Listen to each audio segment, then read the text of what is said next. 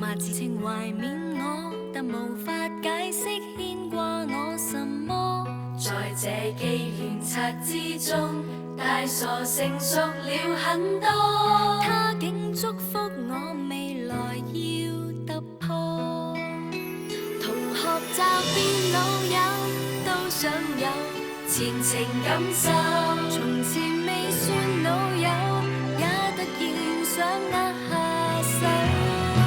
誰在怒亂快將接近成年，誰告誡我課室不要睡眠，在臨別就簽名聲給我簽名，對我表演，還未學習怎麼紀念從前，便發覺了懂得擁抱明天，祝福都當諾言，以後不知會點，大個當然會笑。